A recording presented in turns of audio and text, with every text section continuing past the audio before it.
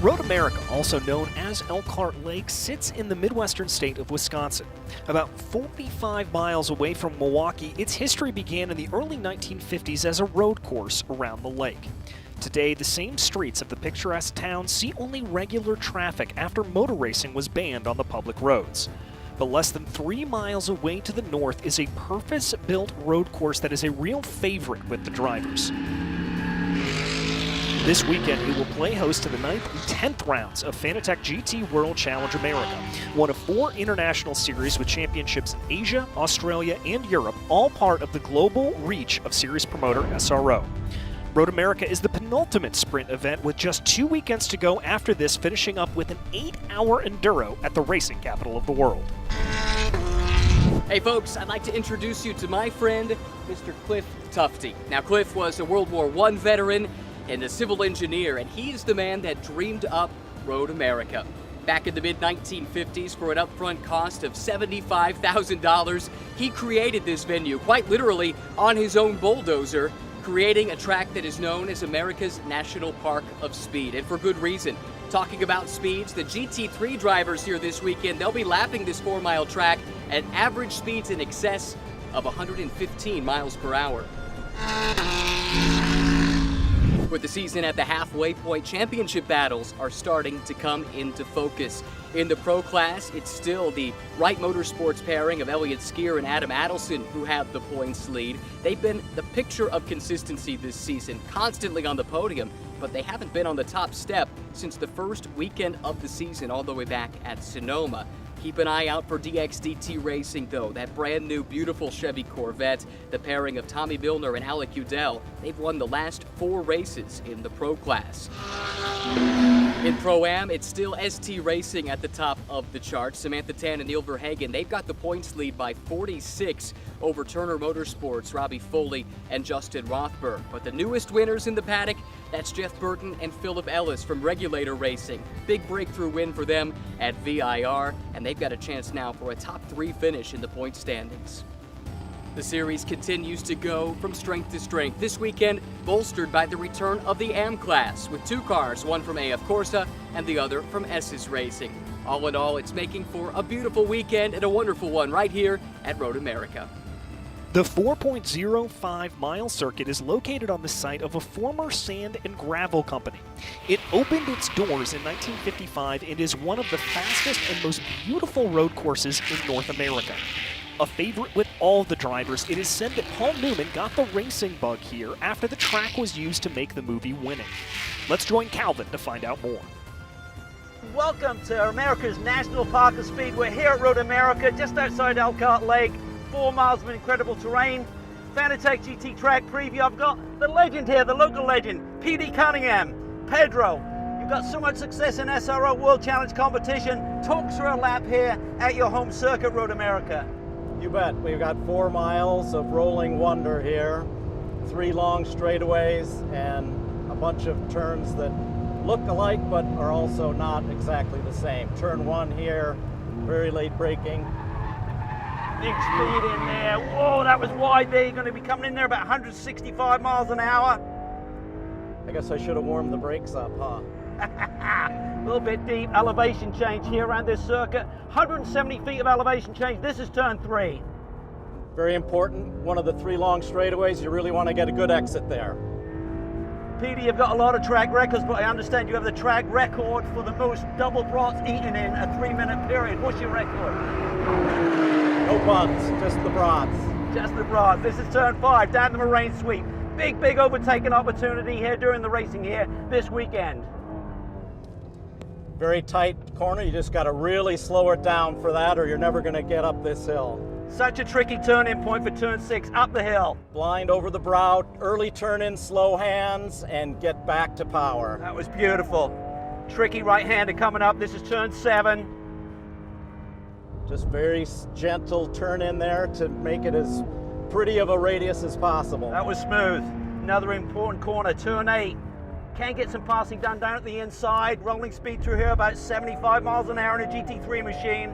This is the carousel. Carry good speed in and then kind of level off. Keep your eyes up. You're looking for one late apex here to get out to head towards the kink. About 120 miles an hour here in a GT3 machine, accelerating out of here up towards the kink. Approach speed over 140 miles an hour. Very gentle here. You don't want to do anything wrong in the kink, one of the most dangerous corners anywhere in the world. You've crashed pretty much everywhere around this circuit, Petey. How about the kink? Never crashed in the kink. Down into Canada corner, big brake zone once again. Lots of overtaking down to the inside there. You can see the skid marks on the track. Again, very slow corner, but different than some of the others, so you have to remember where you are. This is Billy Mitchell. There used to be a big bridge here, hard to see the exit at that point in time. It's cleaned up now. Use a bit of the exit road. Superb job there by Petey to finish off the lap, turn 14. Again, very important because it's a long straightaway, so you really got to get a run out of there. And there you go. What a lap that is here at Road America. You're going to touch about 165 miles an hour 3 times per lap in the GT3 machinery here this weekend. Pedro, what a lap. That was fun, mate. You bet. Thanks for coming, Cal. I'll try not to drive straight off the road in turn 1 this time.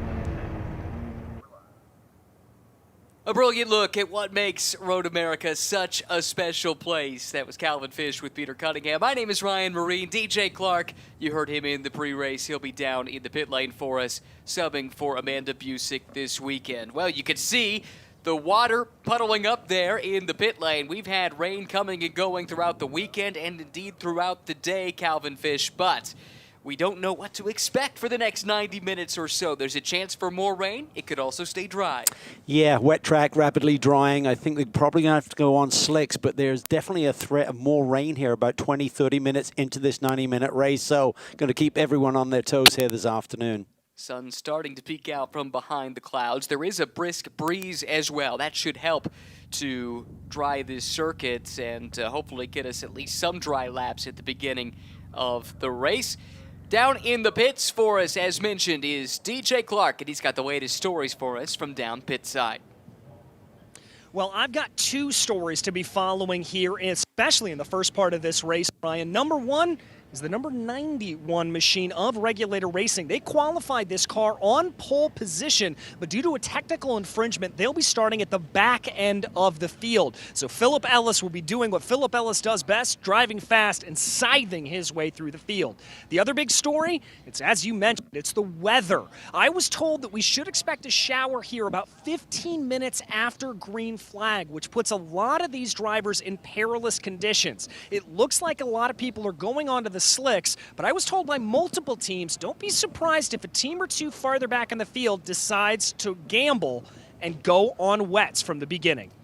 Thank you, DJ, and stay dry down there. At least do your best. It's one of those days in the Midwest, Cal, where you just don't know what to expect from 1 minute to the next, it seems like. It's been that unpredictable. It really has. I mean, looking at the forecast last night, it looked like the rain was going to revolve later in this day, and it hasn't happened. It happened mid-morning and then again here early afternoon. So you really have to put those weather apps away because they're really not telling you much. But the radar definitely shows a big band coming in here in about, as DJ said, 15, 20, 30 minutes into this race, but it can move off. So if you gamble on wet weather tires, you hope that radar is showing you the correct information. The penalty to the 91 of Jeff Burton that DJ alluded to, that has shuffled up the starting grid. Alec Udell will inherit the overall pole position in the 63 Corvette from DXDT Racing. Varun Choksi moves to the front row, and that's important because Choksi and Oberlin in the number 28 car, they've been doing the same strategy with driver choice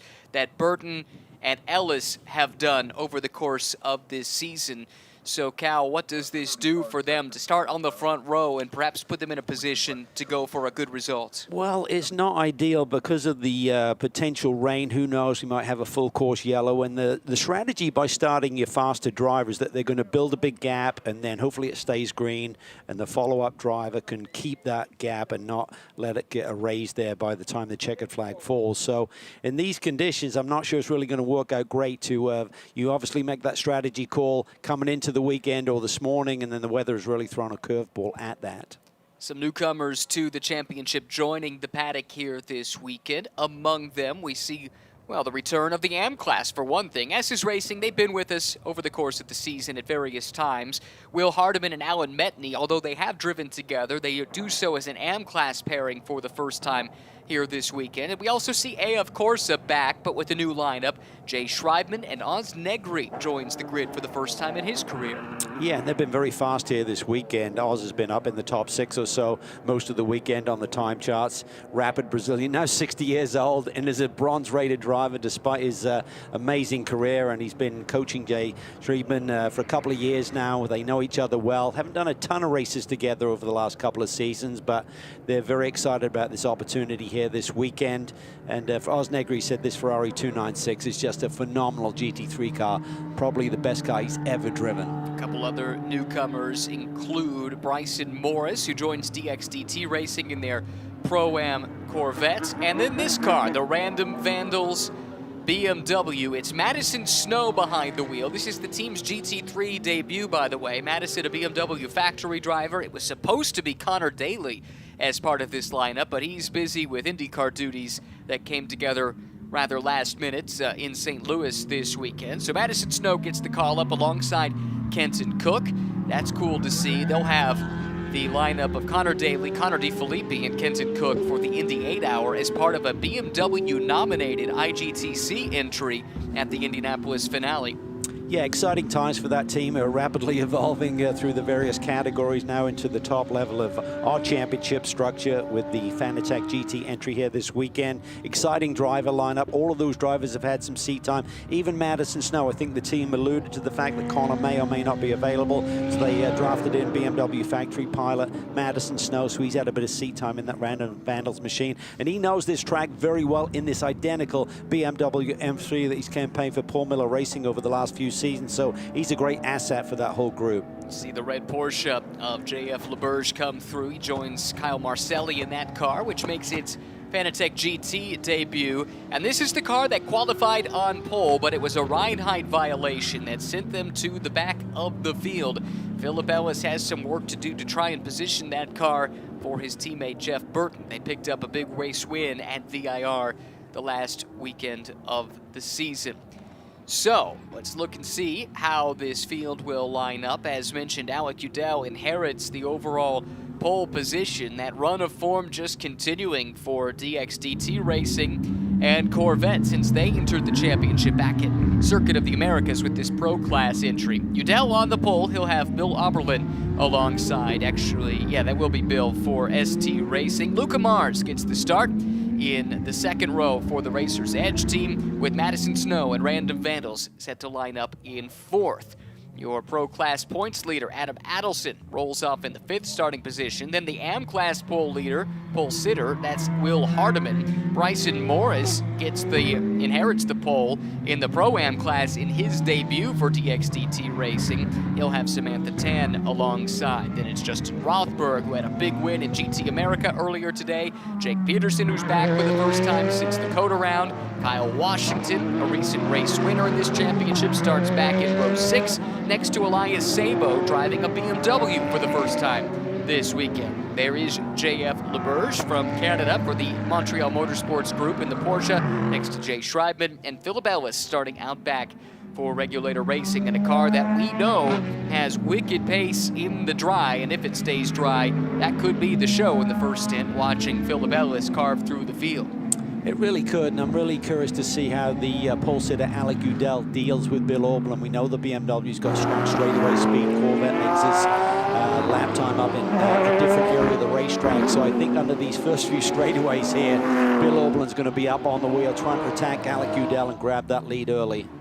Last vestiges of that rainstorm that moved through about an hour ago still to be seen here in Canada Corner. This is usually the last corner to dry, but by and large the track is starting to dry out. Tiago Lucchini, Pershing brand manager, up in the timing stand and on the flagman's gantry to wave the green flag in just a few short moments to get the first of 2 races underway, as the field now is under the control of the pole sitter Alec Udell from DXDT Racing. He'll have the veteran Bill Oberlin alongside. In row 2, Luca Mars and Madison Snow, Adam Adelson and Will Hardiman. In row 3, Bryson Morris and Samantha Tan back in row number 4. 15 cars in all set to take the start. We lost one earlier in the weekend. That's the Schwest Povoledo Racing Mercedes. Unfortunately, they will not be able to take part in either race here this weekend.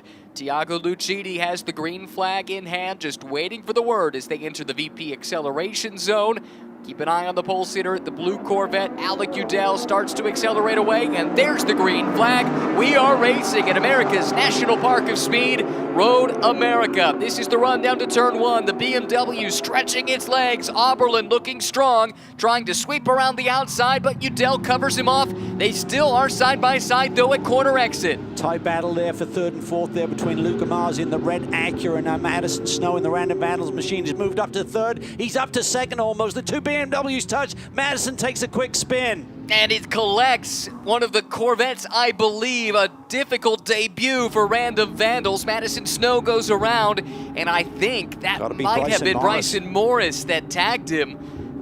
Both drivers debuting in the championship this season here today. For the 99 car, there's pre-race procedures under review as well, so maybe they were in debate about what tyres to start this race on, so they are already potentially going to suffer a penalty. Up front, Oberlin putting the pressure on Udell for the lead. Still green for the moment. Udell coming under heaps of pressure, though, from the veteran Bill Oberlin. Luca Mars not quite able to keep pace with the top two. That's the red Acura in the background. And then it's Adelson, the points leader. Has not won, though, since Sonoma. It's been a remarkably consistent season for Wright Motorsports, but they're desperate to get back to the top step. For Alec Udell, he survived the initial start at turn 1 and the run down at turn 5, probably because Oberlin was battling out with Madison Snow.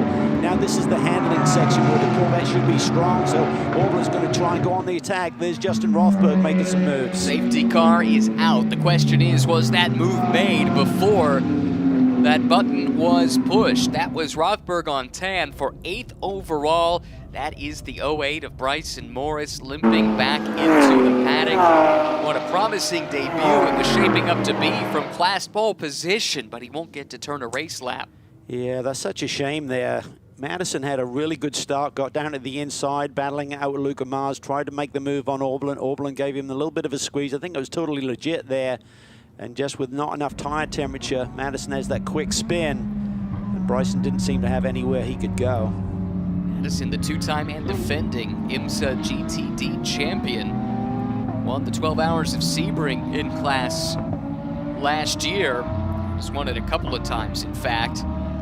But difficult start to the weekend here at Road America, and a tough debut for the Random Vandals team. They put so much effort into preparing this entry. So much testing has been done, starting at VIR, testing here at Road America in the build-up to this, and they too will not survive turn 3. Great start for Will Hardeman in the AM lead all the way up to P5 overall. That's a monster start for him, as now we see the safety crew trying to get Madison Snow out of harm's way. That pass we saw Rothberg put on Samantha Tan, that became the pass for the class lead. So that is crucial if it happened in time. If that's allowed to stick, that's a big move there by Rothberg, who won, as I mentioned earlier, in GT America already today. The DXDT crew is going to take a look at this 08 car, see what they can do to get him back out on track. I think we'll have a look back at what happened, but already the repairs underway for Bryson Morris. Let's get one more look at this, Cal. Come down into turn 3, Udell leads, then Madison Snow to the inside of Bill Oberlin, just a little bit too tight there. He tries to tighten his hands, loses the rear end, and then Bryson Morris, I think he was going to try and commit into that right-hand side. Let's see it from on board Madison's car. There's the hit, he gets turned. And Morris had committed to the right side, and Madison kind of was backing up in that direction. That was a big hit. You can hear it from the onboard shot. Morris into Snow. And for that reason, we are behind the safety car for the first time here today. 90-minute race format if you're new to Fanatec GT World Challenge America. Different than the GT World Challenge race format that is used in Europe, for instance, or elsewhere around the world. Pit stop in the middle with the driver change, full service, new Pirelli tires, and VP Racing fuel as well. No mandatory window this year. There's just a maximum stint length of 50 minutes for any driver in this field, which means that 51 minutes and 26 seconds left in this race could be the first opportunity to hit pit lane, because the minimum stop time for GT3s here this weekend is 86 seconds. That's from pit in to pit out. Saw a look off into the horizon a moment ago before the camera panned to follow the cars, and you did see some of that dark sky looming in the distance. The wind looks to be picking up as well, with that threat of more rain making its way into the area. Here's Philip Ellis, who qualified on pole, penalized, put in the back, and has already made up 5 places from 15th to 10th. 2 of those were through attrition, but he's been a busy guy already, and now the field gets stacked back up. It's good news for Philip, who can go on the attack once again. Yeah, there's 2 ways of looking at that. Ideally, he'd like to be cutting his way through the field, but it has compressed the field a little bit, so he's a bit closer to the leader in terms of time delta right now, track position. But definitely their strategy of starting the faster driver and hopefully building a big lead has been curtailed here by the yellow and then potential rain, when that'll certainly throw the cat amongst the pigeons. Ellis has had just a phenomenal season with class wins at the 24 Hours of Daytona, 12 Hours of Sebring, 24 Hours of Spa, 6 Hours of the Glen, and you throw in a GT World Challenge America win at VIR and some other wins in various series to boot. He is a man in form at the moment. This is interesting. We've got a couple of cars coming into the pit lane. I wonder if this is a gamble, if they're seeing some radar where they think rain is on its way and just making that call. That might be the case. Green flag waves once again, side by side. Here comes Ellis working on the rookie Peterson, who made his series debut at the Indy 8-hour last year, has run a handful of races this season too. Ellis able to make that pass, as you'd expect the Mercedes factory driver to do. Udell controlling the lead here, and Luca Mars has inherited 2nd place, with Bill Oberlin electing to come in and maybe make that gamble on the tire strategy. Yeah, the incident between Oberlin and Madison Snow is under review, but there's been no penalty call, so that wouldn't be for anything like that. I think it's just, well, this is Washington. He's putting some slicks on here, so I'm not sure if he has some damage. They started on wets, Cal. Oh, wow. So their gamble came before the start of the race. I see, yeah, they're going back to slicks. But I don't think that Oberlin would have. No, not certainly by the pace that he seemed to be demonstrating on this dry racetrack. I mean, well, there's the drive-through. Well, that isn't coming up on a screen, so. Maybe they had gotten word from a pit official that they needed to serve it. That's the only guess that I've got. Got to be that they got the word before we saw it on our timing screen. Would make sense, because to come in and put wets on before we're seeing even a sprinkle would be crazy with the track position they had. Correct. I think we got an update from the ST Racing team. Let's hear from DJ now. Go ahead, DJ. Yeah, Ryan, I was down here in the ST Racing pits, and that gamble that you were talking about for the rest of the field, you were right. ST Racing started the race on wets. They just switched over to slicks, so that gamble not paying out for them. So that means that was not the drive-through. They're going to have to come in again. The good news for ST Racing is Road America is such a long track, I don't think he'll lose a lap in doing all of that. But that's remarkable, because it looked like that car had some pretty good pace if it really was starting on those wet weather tires. Yeah, it is really strange. I obviously thought that the rain was going to arrive here a little bit sooner, but to have that front row starting position and gamble on wet weather tires on basically an almost dry racetrack was a strange one. This is great news for Philip Ellis, who now finds himself 6th, and as I say that, now 5th overall as he moves to the inside of Hardiman from 15th up to 5th in basically 2 racing laps, not even. Yeah. We expect this. I mean, the man was on fire here this morning in qualifying, laid down a flyer really early in the session, then elected to save his tires. No one really threatened that fast lap. Pit exit order under review. This is the 2 ST Racing teammates, so evidently, according to DJ's report there, both cars started on the wets, both came to pit lane, and my guess is there must have been some overlap between the 2 as they were leaving the pits. confusion reigns. It's a pretty wild start to this race with strategy calls and not identifying. We weren't able to identify that they'd started on the wets, and then there was the penalty call. Normally they're done after we go back to green versus during a full course yellow situation like we were under. A whole lot to pick through, and we're not even 10 minutes into this race. Udell leads by 1.3 seconds over the Acura of Luca Mars. Then it's Adam Adelson who runs in third. Then the Pro-Am leader of Rothberg holds down fifth, make that fourth overall. Will Hardiman in fifth. He's the leader in Am. Ellis, Peterson, and LeBurge are the top 8, with Samantha Tan and Elias Sabo rounding out the top 10.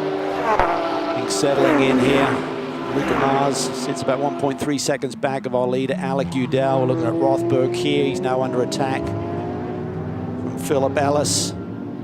Quite a big day, survived rain in the GT America race and came through for his second victory of the season. So he's on a high right now, and we've seen him so many times this year be under pressure and not really crack, but now we see him get a little bit wide there as Philip Ellis was right on his tail going into turn 14, and now he spins as I say that.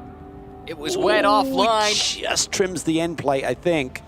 Don't think he got into the main element of the rear wing. It was just the end plate that got caught there at the end of the tire bundle. That was for class lead, by the way, in Pro-Am. What effect will losing that end plate have on the aerodynamics? Not too bad. It definitely doesn't keep the air locked down on the main plane of the wing, but it shouldn't be too much of an issue. And he just got wide on the entry there. I think he saw Ellis right in his rear view camera view, and just missed his braking point and turning point, and that's the first time I've seen him do that all season long. Now Philip Ellis flying through the field to climb up. We see the RS1 car come to the pit lane. Not sure what that's about. This, I would assume, would be a... No, that's Samantha Tan. That's the 38, not the 28. They don't owe a penalty. By the way, the pit order that was under review was deemed to be correct, the exit order between 28 and 38. So no harm, no foul there. And in the meantime, Luca Mars has just been quietly putting his head down. He just turned the fastest lap of the race at a 2:09.8 and took what used to be a 1.3 second deficit and cut a second off of it. Yeah, he's looking really strong here this weekend as we see the 85 car. I think that's in. They must have started on wets as well, switching back to slick tires. Yeah, exactly right. And they tried to roll with it as long as they could. But for Jake Peterson, there simply wasn't enough grip available to make that gamble work. Well, the trouble is when you're running that wet weather tire, the tire blocks just move around so much and overheat, and it's like literally driving in grease. They just feel horrible. The car's wobbling around literally through these high-speed corners. The amount of energy that this race surface and track configuration generates, really going to overload those tires very, very quickly. You can see the bright sunshine reflecting off the windscreens of our two leaders at the moment. No sign of moisture on the racing line, at least. As you go off onto those curbs, there still is some residual moisture that they have to deal with. That might have been what caught Rothberg out on his spin on the last lap. Battle starting to heat up here. This is not for class position, but for overall between Adelson and Ellis. Porsche versus Mercedes. From the back of the pack, Philip Ellis already finds himself in fourth overall. Yeah, and Luca Mars looks really strong right now. He's really putting the pressure on Alec Udell up into these brake zones at the end of these long straightaways. Doing a fabulous job, the youngster is. John Maraki's group races edge. He's got a really good handling car this weekend. Not even 15 minutes into this race, so much action and drama already. Rothberg just goes a little wide there, making room for Ellis, and there's still some moisture there on the exit. All in all, pretty fortunate to get away with losing just the infants of the rear wing. Yeah, and Robbie Foley, his teammate, has been rapid. He has the pole for race 2 here this weekend, so needs to keep it on the lead lap. They're hoping for a yellow or maybe some weather to try and compress this field and give Robbie a chance, but Alec Udell up front is looking really comfortable here despite the pressure from behind. Hour and 16 minutes yet to go in this one. Let's head to the pits and get an update on DXDT with DJ. Well, Ryan, that 08 DXGT Racing Chevrolet Corvette was certainly banged up when it came in, but they frankly got off a little bit easy. No major suspension damage, at least so they think. They set the car back out on track, doing a shakedown to make sure everything's okay. As you can see here, very dinged up front end, but nothing major as of right now. Philip Ellis putting the pressure on Adelson here. Ellis has the Pro-Am lead, but he wants to try and get his way to the front and build as big a gap as he possibly can for his teammate Jeff Burton, see if they can follow up on that brilliant victory at VIR a few weeks ago. Oh, lots of traffic to deal with here. That's the, of course, AM-Class entry, Jay Schreibman, who has spent some time on the pit lane. I think maybe they too were a team that were on the wrong end of that tire gamble. Lots of pressure here from Mars. He's in the slipstream, and that Acura looks as strong as it has all season long. Pulls to the outside of the car that has won the last 4 races in the Pro Class. And Luca Mars to the outside of Udell. Will he decide to stick with it? He will not.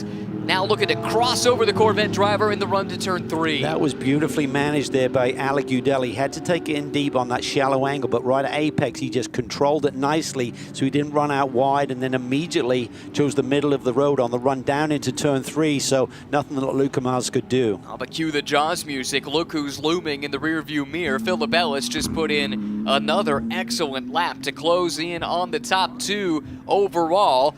Mars looking left, looking right. Udell goes straight down the middle, though. Doesn't give Mars a good option to try and pull alongside, but feeling that pressure, Udell again positions that car in the center of the racetrack in the run under the Corvette bridge. And all of these moves that Alec is having to make is really compromising his lap time and Luca's, and that means that Philip Ellis is just eating into this gap all of the time. And Philip won't be patient here because their entire strategy is contingent upon him getting to the front and building a margin for when he turns that car over to Jeff Burton. They are the only Pro-Am car that does this, starting their Pro driver in race 1 and having their Am finish up against the other Pros. The only way this works is if there's a huge gap for Jeff to inherit, because inevitably, as the less experienced driver, he won't have the pace of the other Pros in the Pro-Am cars.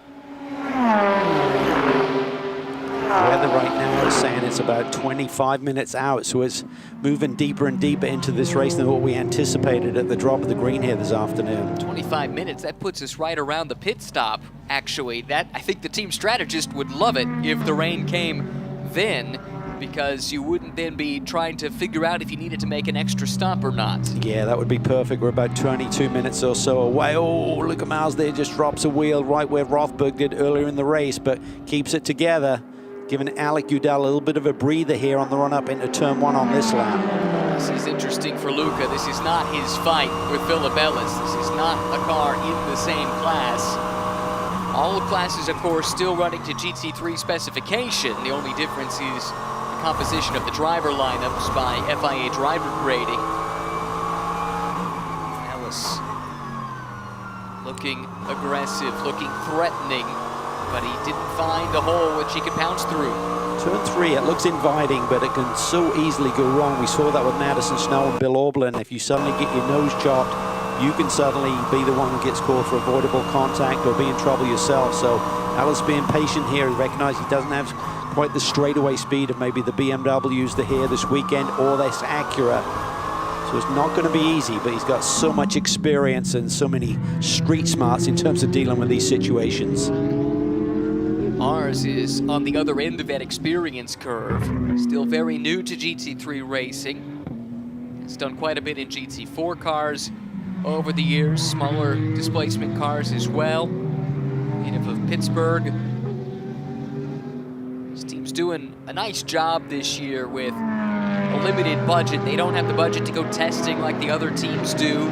So they're learning over the course of a race weekend, and maybe one like this where the other teams didn't have much dry running falls into their favor a little bit because they have a big notebook to draw upon from previous years. They do, and not only do they not have enough to go testing with, their program got started really late, and then we went to Sonoma to start this championship campaign, and track time was at a minimal there in terms of the track problems that we had there, so we kind of went into races. There were no real seat time for either one of their drivers aboard this machine, even though Luca Mars was involved in that academy program with Racers Edge previously.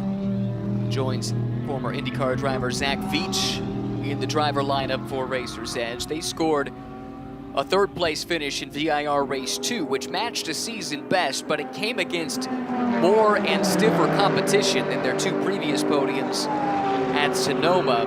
And this weekend, the Pro Class is as deep as it has been all season long, and here they are again, threatening at the front of the field.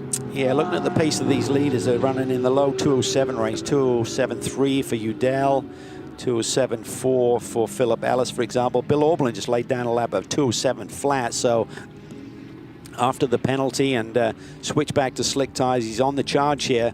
Question of what might have been, but they need a bit of help. They need a yellow compression of this field, and maybe they can still get onto a podium. Another what might have been, Elias Sabo was just handed a drive-through penalty. That was for a pit speed violation. So that car must have already been to pit lane. Stop plus 60 seconds. That is a significant infraction then. And another penalty has been handed out to the 99 car. Which I'm not sure is even going to No. see action, so.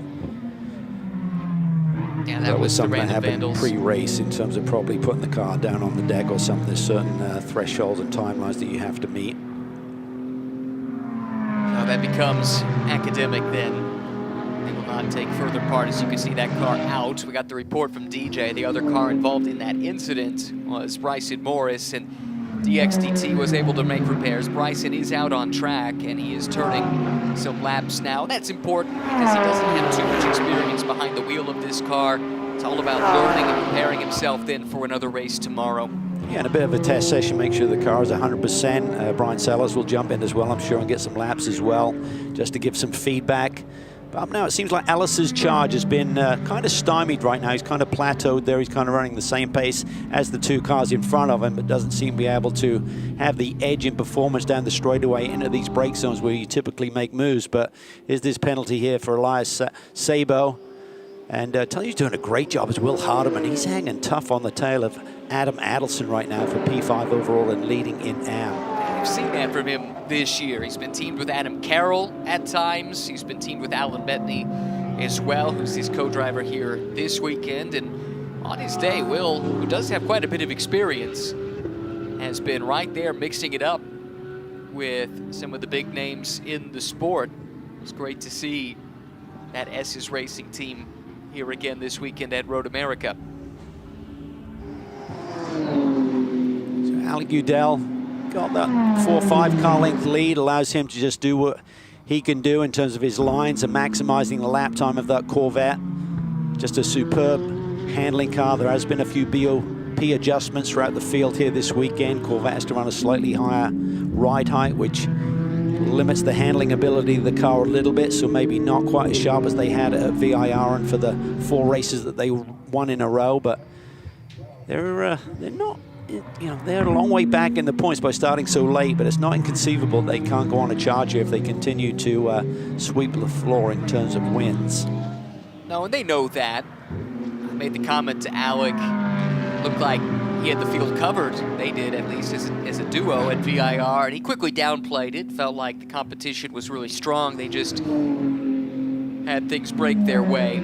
Pace certainly has been good, but their execution has been excellent too. Others have faltered at times that they've been able to capitalize on. Latest on the radar is light rain maybe in about 25 minutes, but a lot of rain right around the conclusion of this race, so there can be some curveballs yet thrown at this field here.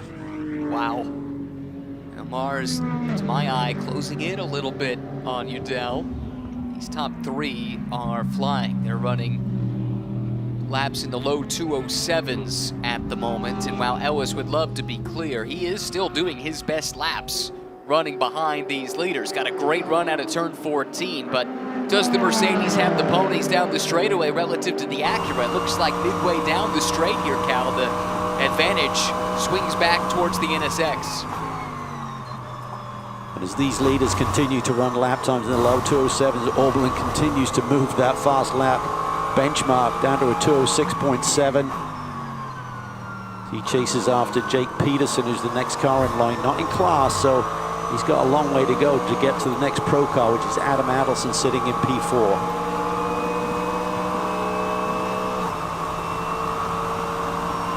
See here, that Acura just inching away from Philip Ellis. But he knows this. He knows coming to a track like this, the strengths and weaknesses of that Mercedes AMG platform. It's such a great car, it does everything well, but if it does struggle a little bit, it would be on these long straightaways here compared to some of the other machinery he's competing against. But look how smooth he is behind the wheel. Traffic up ahead, could this create an opportunity for him?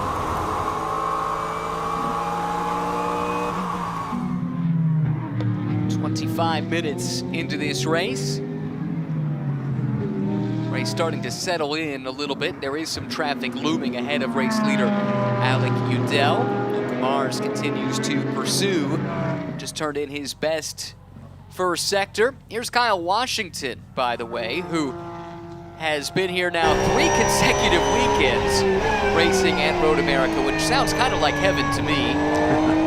Coming off of a big weekend at VIR where he scored his first win in Fanatec GT in race number 1. Yeah, he's just soaking it all up right now. Several programs that run by GMG, all in Porsche machinery, so he's just gone from strength to strength. Got a great teammate in young Tom Sargent, who will share today's ride with, coming off that victory at VIR. And he's just really tidying up all the little nuances, just really starting to smooth things out a little bit, but putting in some tremendously consistent performances now. He's always had flashes of speed, but now he's putting the results down. And getting so much seat time has to help with that, because he was here the last 2 weekends in GT3 Cup machinery, Carrera Cup 2 weeks ago, Porsche Sprint Challenge last weekend, and now behind the wheel of the 911 GT3R 992 edition. Currently down in 8th overall, just off the podium within the class. Coming up on Samantha Tan, who had to come to pit lane and switch back to those slick tires, so she's almost down a lap. Important if she can try and stay on that lead lap, because there's a yellow. You're going to basically gain 2 minutes on these leaders just like that by being in front of the safety car. So she's going to be digging deep. I'm sure the team is talking her through this. Neil Verhagen's ready to rock and roll when he's given the opportunity. Championship leaders in the Pro-Am division. And her lap times have been good. She just did her best lap of the race at a 2:07.8. That was just over half a second off Alec Udell's time. And it takes a pretty sizable pace disparity to make the pass look easy. I think she's going to make Alec work for it, especially when you consider the relative strengths and weaknesses of the two platforms. Yeah, and I think this is what Philip Ellis is trying to work out. It's going to be a bit of a chess game here in the traffic. Where is that edge that Alec Udell has over Samantha Tan? As you said, it's just a few tenths of a second, so it's not going to be that dramatic.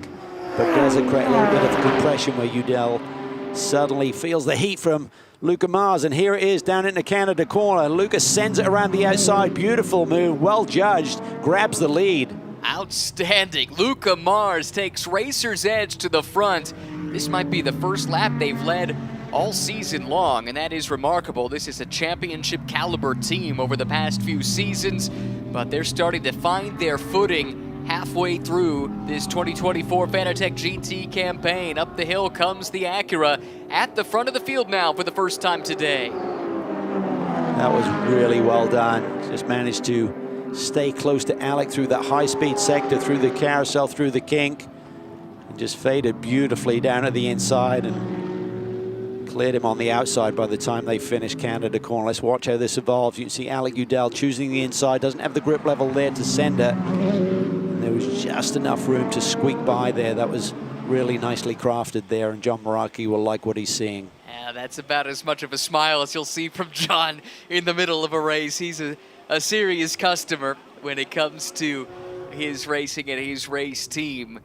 So many good drivers have come through his doors over the years, and I think you can add Luca Mars' name to the list of young up-and-comers that he's helped to identify and boost forward. Yeah, he really has. Guys like Jordan Taylor, Dane Cameron, Carl Marcelli. Great little group. They do a lot with, not as, I wouldn't say a little, but maybe not as well-resourced as some of the other teams in our paddock, but continue to put in great performance like we're seeing right now. Trent Hinman in recent years had a lot of success in that car.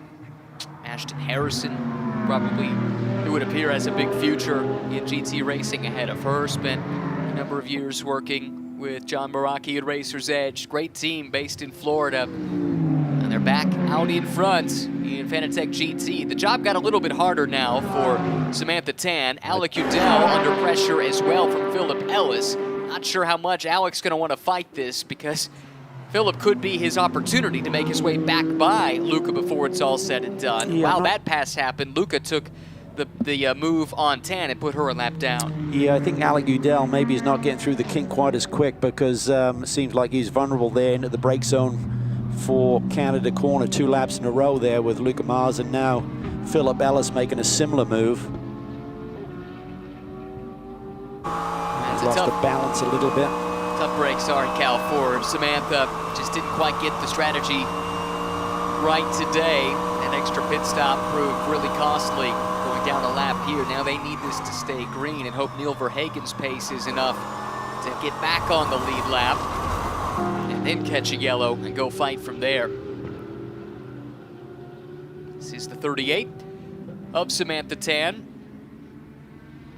It's been a good year for that group so far. They've yet to finish off the podium count. A 46-point lead coming into the weekend. They have not had many that have gone amiss like this one. No, it's been a really strong year. 3 wins, 5 podiums on top of that. So 8 times they've stood on the podium this year, as you said. And but they got a little bit of work to do here today. Getting off that lead lap is not ideal. And you'd have to think that they're going to be trying to get Verhagen behind the wheel as soon as possible, which will happen in about 7-8 minutes time. Basically with 51 minutes and 26 seconds left in this race is the earliest opportunity to come in and serve the minimum stop time and be back out with the next driver being over 50-minute maximum stint length.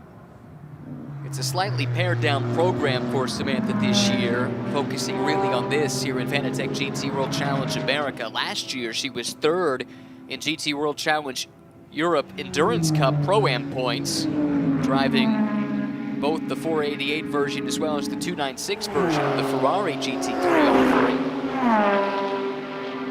Had a win and 3 podiums in those races last year, but outside of a one-off appearance in the support GT4 race for the 24 Hours of Spa and one off in a GT4 car at Long Beach, this has been the primary focus for Samantha this year as Philip Ellis carves to the inside and makes that pass, now setting off in pursuit of the overall leader.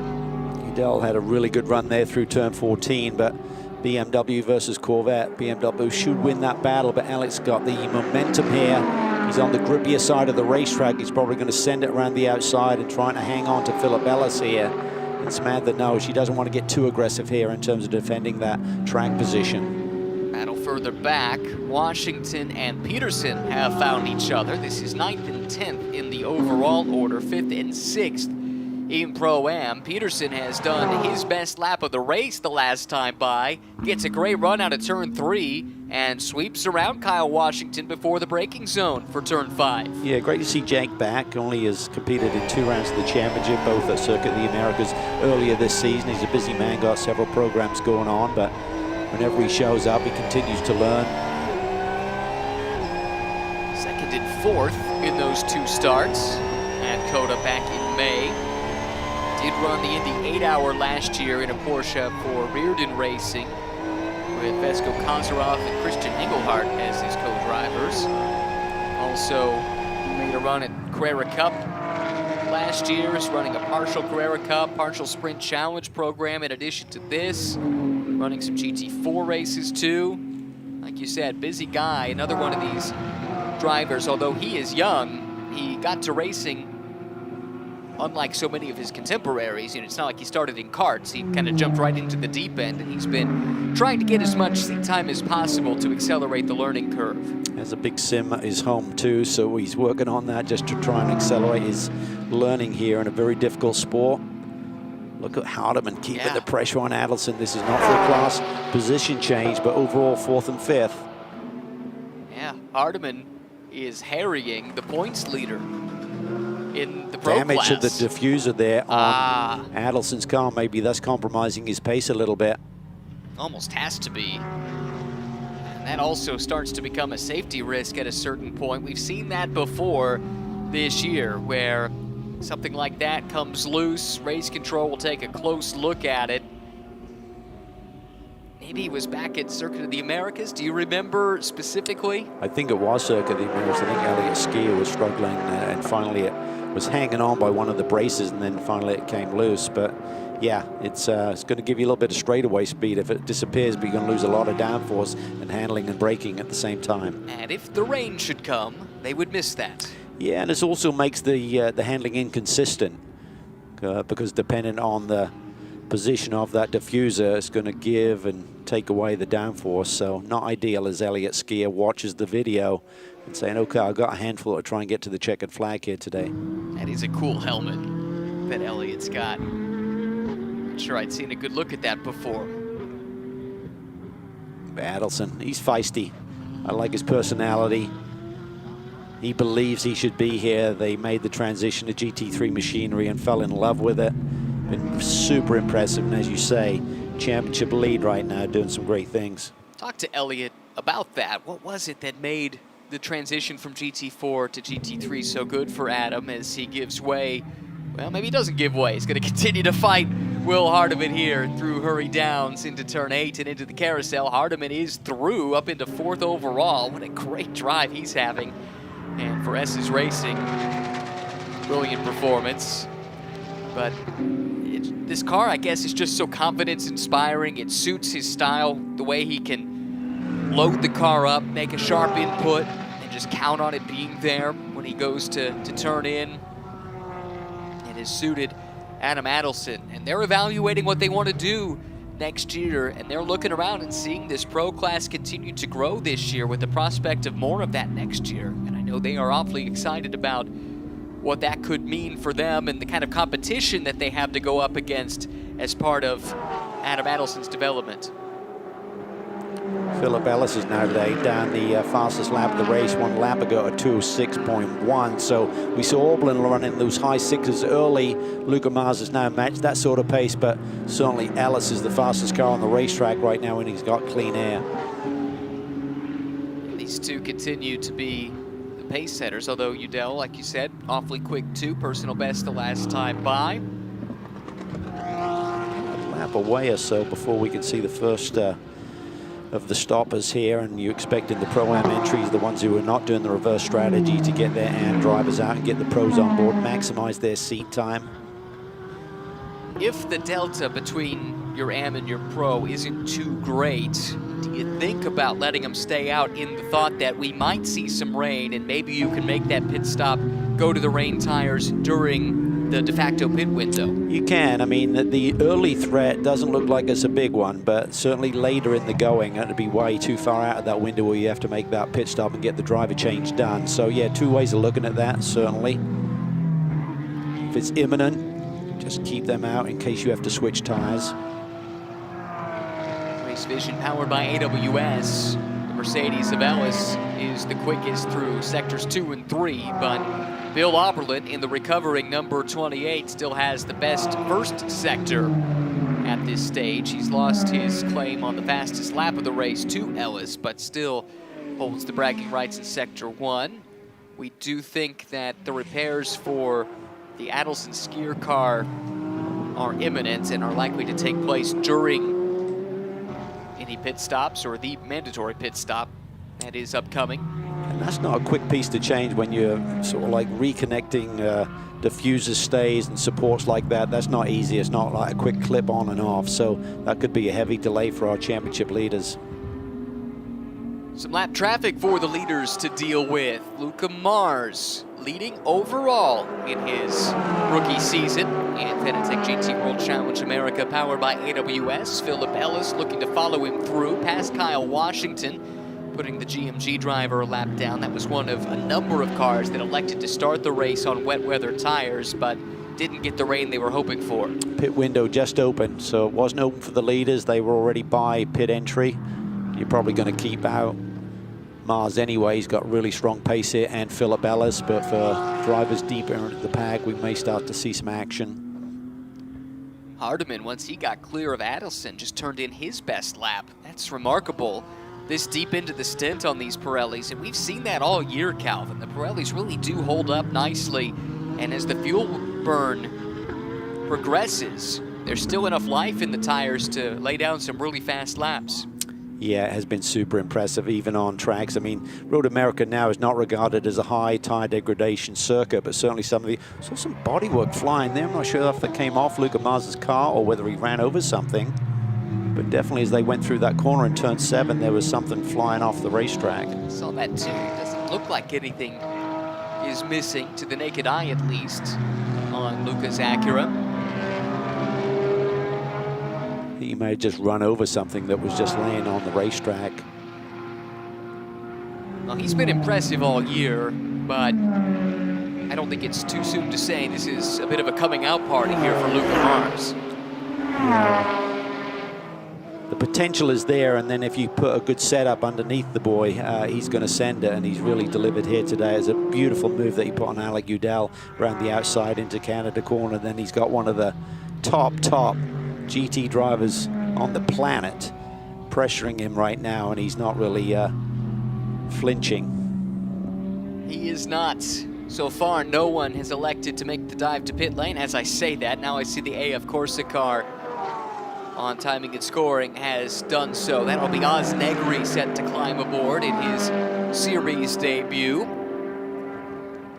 Confirmation that the debris we saw fly off from behind Mars was already there, so nothing off of that red Acura. And another proof of that is the fact he just turned in his best lap of the race at a 2:06.6 and pulled 3/10 on Philip Ellis.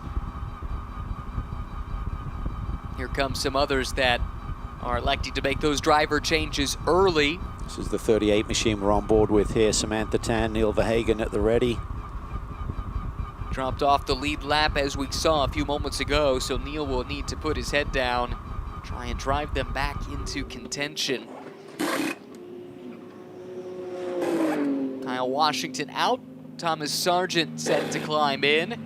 Really impressive Aussie in his second season of racing here stateside. That's the Bill Oberlin to, no it's not, that's the Samantha Tan to Neil Verhagen stop. And here we go, Skier and Adelson. You see that diffuser just barely hanging on. What will the Wright Motorsports crew do? Well, they'll probably do the rest of the service first, get the tire change done, get the refueling, and then they've got to address that. So you only allowed a certain amount of personnel over the pit wall, so they'll do the regular servicing first, and then they'll address that diffuser issue. Rear bumper at the ready should they need it. Do they just pull it off and send him, or do they elect to try and do a total fix here? Blocks going underneath the car. If you're going to go underneath, you have to put those support blocks in case the air jocks fail. That is a safety measure required by regulation. Still working on putting the rear tires on the car. They do pull that diffuser away. This will cost them some time, no question about it. But tough situation, had to be done. And it looks like they'll just send the car out sans diffuser for the final 47 minutes of this one. This will be a handful, but I think Elliott Skier likes to drive a taily race car, and it's going to be even more so right now as he just goes down a lap. Mars continues out on track, showing the way. How much further can he go? Well, they can basically go 50 minutes into the race, so that's the maximum stint time. So he's got about another 6.5 minutes that he can stay out there should they elect to maximize his drive time before putting Zach on board. A couple more laps, and it seems like a good choice because he continues to reset his fastest lap of the race with each passing lap. Here is DXDT Racing. Alec Udell. And to go over to Corvette factory driver Tommy Milner. Tommy knows this car better than anyone. Did all of the testing and development over the last couple of years with this program. Also runs with Corvette Racing on the IMSA Championship this year. So he's probably got more seat time than anyone on the global stage than with this new Corvette race car. Philip Ellis continues to harry Luca Mars, but he's not wanting to give up that overall lead right now. There is some traffic up ahead in the form of Jake Peterson. That might be enough to tempt these two into making a call to the pit lane rather than lose time in traffic. It depends how confident they are they can make this pass on track. I think they're going to stay out there. Certainly feel that Ellis will maximize his. For John Meraki, might be a bit more of a call to be made with the racer's age number 93. 20 seconds away from the halfway mark. Car 32 pit stop under review. That's GMG Racing, Kyle Washington to Tom Sargent. Let's see what the leaders do. Ooh, they do call Mars in, but Peterson comes in too, and that will clear Philip Ellis for a few laps out in front in clear air. Yeah, you can do another couple of laps.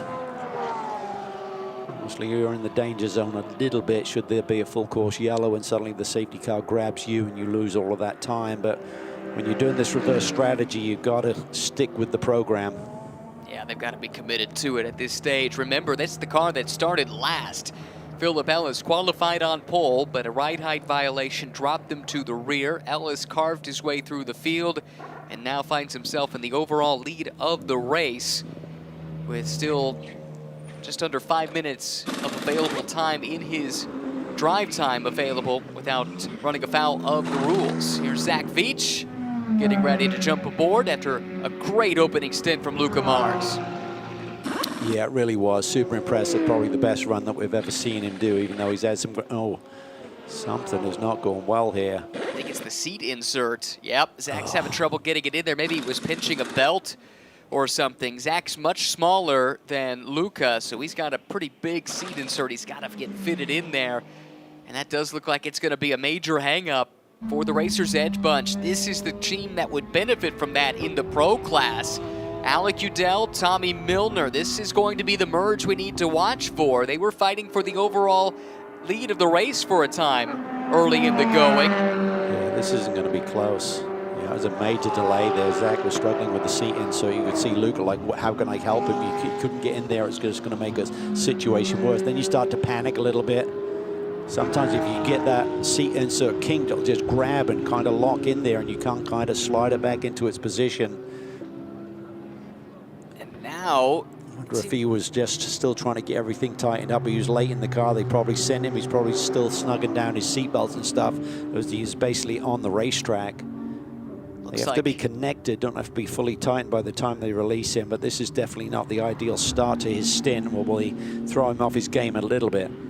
Looks like it's back up to speed now. Philip Ellis, as expected, now that he's been turned loose, just ran a 2:05.7. That is the fastest lap, and by a wide margin. This is exactly what he needs to do for this strategy to work. They also need it to stay green the rest of the way, preferably dry as well. Yeah, he'll have to pit this time, otherwise he can't do two more, otherwise he'll be outside the 50-minute maximum stint length. But not ideal with that yellow early, killing a little bit of the time. Obviously the day from the pole position that they thought they had this morning, starting from the back, but still going to be in great shape here for at least a podium, maybe more. Maybe Jeff can hang on to this lead. Let's go on board with Philip Ellis, who continues to thrash his way around the circuit, trying to build as much of a gap as he can for his teammate Jeff Burton. Lewis Hamilton speak, this is hammer time.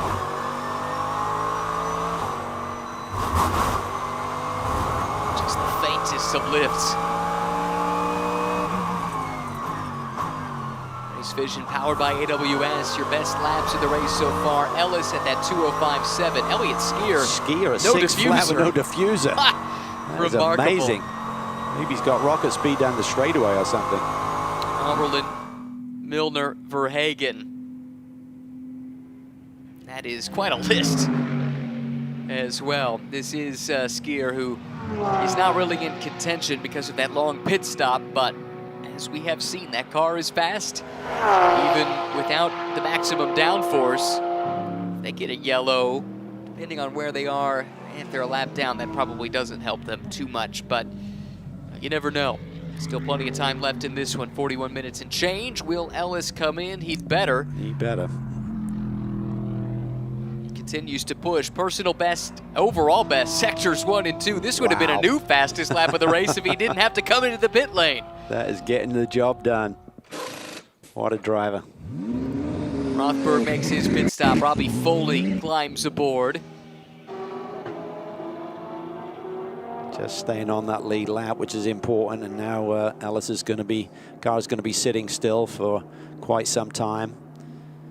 86 seconds is the minimum stop time from pit in to pit out. Also saw Alan Metney take over for Will Hardiman in S's Racing. They ran as deep into the stint as they could. That is Metney now in the silver Mercedes with Zach Veach stuck behind him, who want to make quick work of him if at all possible. That's the leader in the AM class, fighting with one of the top runners in the pro class. And ooh, around the outside, little contact, but they carry on. Zach had to go. He couldn't afford to wait around, and that was really close to being tipped. Ellis is out, plugging in the radio for Jeff Burton. That's what a driver change should look like as Philip Ellis calmly strides away from the erstwhile race-leading Mercedes. Not unusual here to see the car stationary. If you have a good clean stop, you should have about 5 to 10 seconds, I'd estimate, of excess time. Can't leave immediately, otherwise you'd be shy of that minimum stop time. With as many cars that have had to take either penalties or just additional pit stops for starting on the wrong tires at the start of this race, if this stays green, this is shaping up pretty well from a Pro-Am perspective for Burton and Ellis, even with them starting at the back and having a yellow in the first stint. Yeah, it really is. Here we see Tommy Milner flashes across the line, so currently second overall, leading in Pro.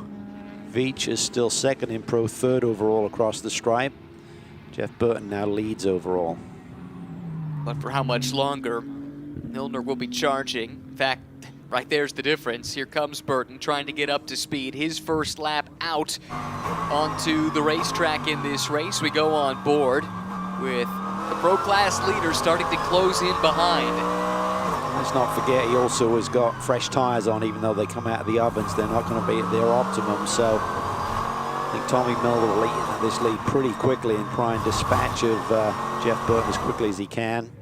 Certainly they took a break with Zach Veach's issues in terms of getting that seat insert implemented during their pit stop.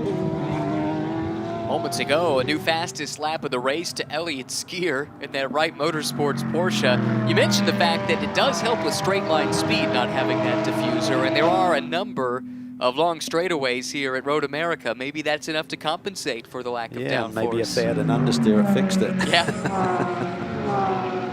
Something to ask Elliott post-race. Here we go, battle for the overall lead. Milner to the inside of Burton. Jeff will stay out wide, and Milner is through. Tried to squeeze him a little bit, but Tommy just kept it straight. But that's where the experience comes in. You don't angle it, you just take it straight, let the ABS kick in. You've got quite a bit of room to work with on the exit of turn 12. You don't want to get over on that rumble and the heavy stuff, but nonetheless, nicely judged by Tommy, and Jeff indicating he was trying to hang on to it, but very vulnerable right there, of course. Next couple of cars in line are also Pro-Am cars, Hinman and Sargent, but both of them are a lap down to Jeff Burton, so there's no need to fight in this case if you're Jeff. Both of those cars had to do extra pit stops earlier in the race. Here's second place in the Pro Class. Zach Veach, now that he's clear of some of the traffic. We'll see what kind of pace he's got. Does he have the pace of his teammate, Luca Mars? It was a 2:07.1 the last time by. That's about a half a second off of what Milner's been running at the front of the field. Yeah, and about half a second off what Luca had done in the first phase of this race. So see what Zach can do. I'm sure he's a little bit frustrated and kind of discombobulated by what happened there during that pit stop. You got the lead of this motor race. You just need a good clean stop, and it all went sideways on him. So he's trying to regroup here. But Robbie Foley's the driver that we've got to really keep an eye on for that Pro-Am lead. He's running fast lap times, and he's got to try and get his head down and chase after Jeff Burton. Veach is in the car now, but Mars starred early in the race, and DJ Clark has found Luca. Mars, that was, to put it mildly, a mega first stint. Talk me through what it was like taking this Acura NSX around Road America and thrashing it like you did. Yeah, at the start, obviously, we were dealing with some rain. The track was a little wet, so we had to avoid some carnage, avoid puddles. We was just trying to get in the feel of the track there at the first, but as it dried up, I really felt the car coming in, and really I would feel like I was faster than the Corvette. Thought I was able to make a move on him. I kept tracking him down. The racers, as you guys, they just have this car on rails this weekend. We're really comfortable here. Had qualifying on our best finish, but we knew we had a fast car, so I was able to catch up to Udell, get the run down the back straight coming out of the kink. He defended, going to the can of the corner, went to the outside, was able to stick it around the outside and kind of drive away from there, just hold on to the lead, man. But yeah, it was an awesome stint. Thanks to these guys again. They gave me a mega car. We've been working so hard for this, and it's really feels great to really be here on the lead right now. Well, I have to ask you about the bad part of that pit stop. What happened there? It looked like there was a problem with the seat insert potentially. Yeah, so me and Zach's height difference, he has to have a big seat insert. So when he put that seat insert in there, it unfortunately caught the right seat belt and put it under the seat. So he got in, went to reach for it. He realized it wasn't there, so he had to get out. We had to pull that out and buckle it in. Lost us about 10 seconds and probably lost us the race, but we're still fighting on the podium, so hopefully we can go for that win tomorrow. All right, well, we'll be watching for that tomorrow. We'll be watching for you today. Luca, thank you so much. Thank you. I had that problem as the taller driver typically, and short guys getting in after me, Ryan. Oh, man, you and I both have never been the taller driver. Never.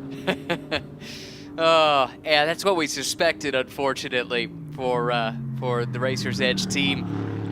And, you know, you do see oftentimes Corvette Racing for many years, they stuck with the same driver lineups because they had those driver changes down pat.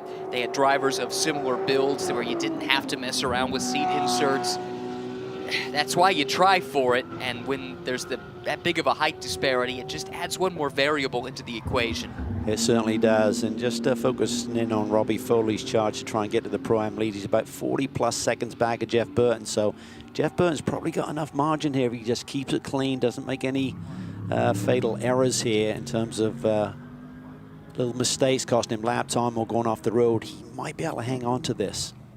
And if it stays green, that's also a big part of it to avoid the bunch up, because the pursuing drivers in Pro-Am that Jeff's up against, they're all the pros in those lineups. Let's remember that they are the one team that goes with that opposite strategy in the Pro-Am class.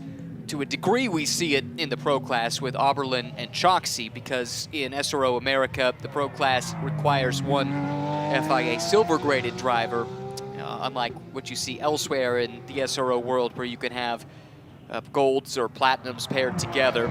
So there is one less experienced driver even in the Pro lineups.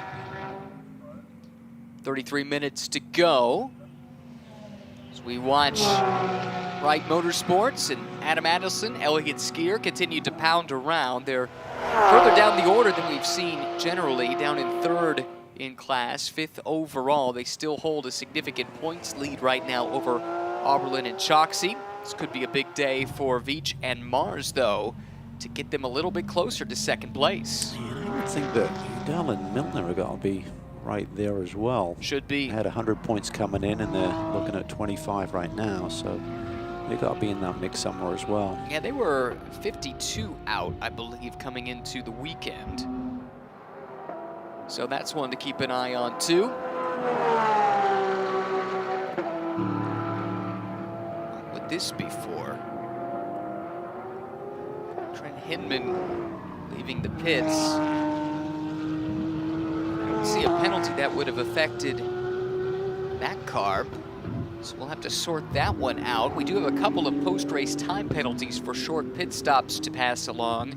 One is to Brian Sellers. That's the car that's well down the order in 14th after the collision on the first lap involving Madison Snow in the Random Vandals BMW, and then Bryson Morris in that 08 Corvette.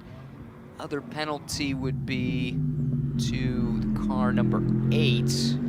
That's Sabo and Andy Lee. Yep.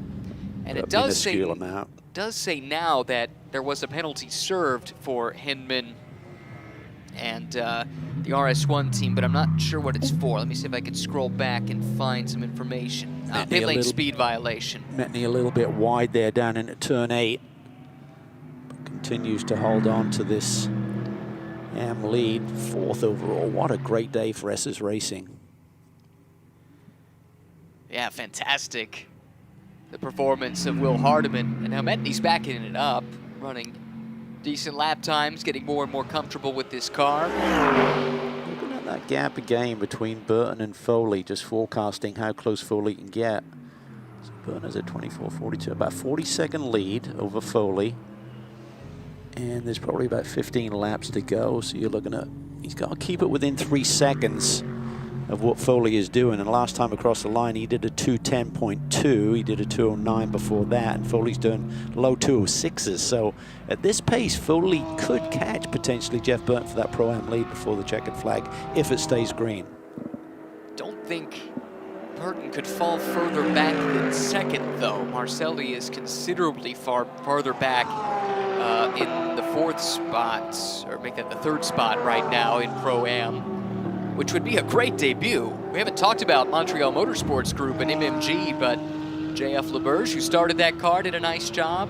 And Kyle Marcelli doing his typical yeoman's work, doing really fast laps right now, actually faster than the race leader, ran a 2:06.4 the last time by to Milner's 2:06.9. That's cool to see for a team that we've been waiting for all season. We were teased, we thought they might be there at Sonoma, and on it went, but we got a taste of it with JF running at VIR in GT America, but now the full program here in Fanatec GT this weekend with big plans for the future. Yeah, and they anticipate running the rest of the season. They've got an ex-FAF engineer working with them, has a lot of experience with this Porsche. Great to see Marcelli back in our paddock. He's been knocking on the door trying to get back into this championship. Won the Pro-Am Championship back in 2019 with Martin Barkey for the Racers Edge group. So great to see him being busy. He's coming off a strange injury that he had, thoracic outlet syndrome in his right arm, which has stopped him racing in other championships here recently, but he says he's fine and ready to go again. Although it's been a while since we've seen Kyle regularly here in Fanatec GT World Challenge America, he has been busy, including winning 2 consecutive Pro Class championships in Lamborghini Super Trofeo North America over the last few years. Has extensive experience in Porsche single-make racing if you go back to the earlier days in his sports car racing career, but this is the first chance to race a GT3 Porsche. Had done a test previously, but first race experience right here. Yeah, and he said it's apples and oranges compared to the Lamborghini that he's campaigning regularly this season. He's getting used to a lot of things, just the car itself, you know, the implementation of tire warmers in this championship is something relatively new to him. So lots to learn, and he said we just want to try and be close to the pace of some of the front-running Porsches. That would be like a victory here this weekend. And when we talk about that team, Montreal Motorsports Group, being new to the championship, that's true, but you look at one of their team principals, Nick Whitmer, certainly a name we've seen here in this series and in this paddock over the years.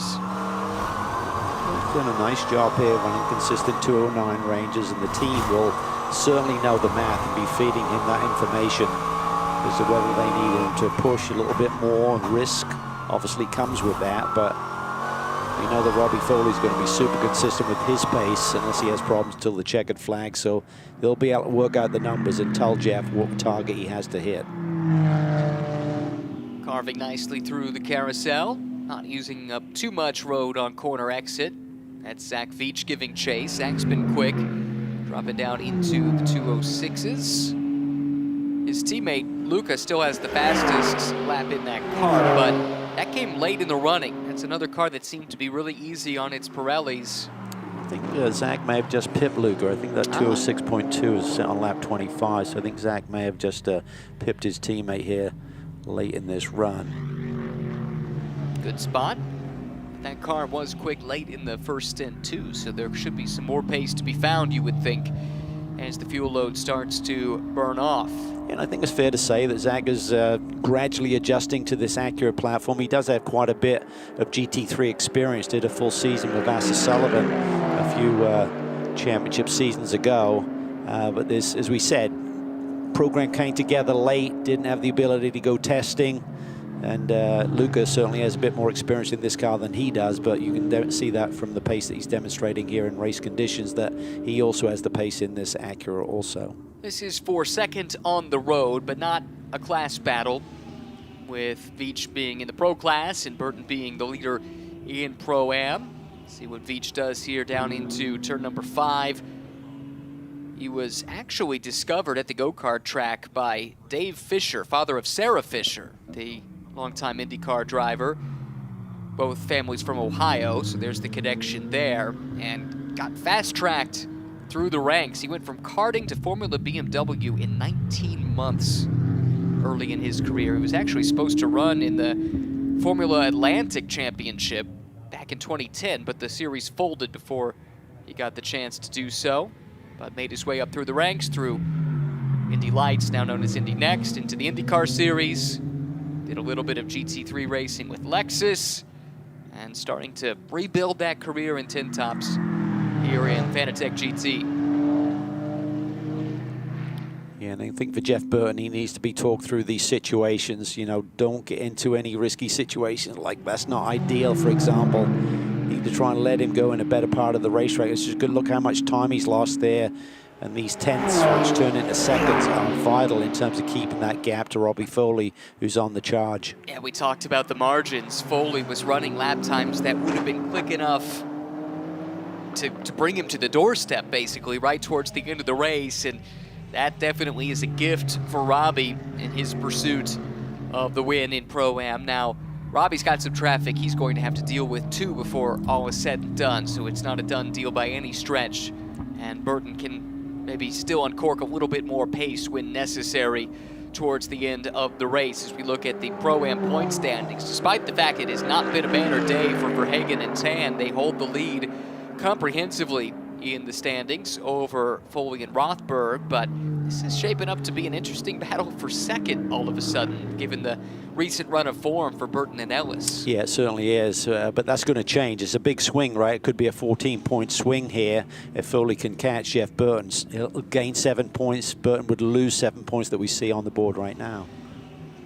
This remains close as we look at Foley here, going down to, well, really to the next round at Barber.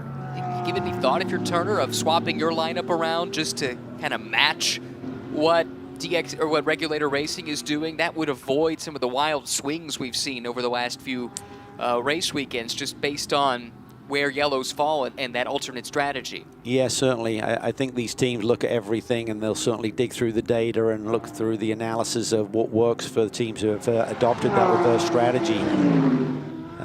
But I don't think they're looking in the rearview mirror too much, even though Regulator Racing are leading this event currently and coming off a big win at VIR. I think they're more focused forward in terms of executing and maximizing, seeing if they can chase down the leaders, even though it's going to be a big reach. Thing to keep in mind, though, after this weekend, there are only 2 more of the 90-minute sprint races left on the calendar at Barber Motorsports Park. It all ends with a double points 8-hour race at the Indianapolis Motor Speedway, where, again, points are paid at the halfway mark. It's pretty easy in an 8-hour race relative to a 90-minute race not to make it to halfway, for something to go wrong early and see a huge swing with double points on offer.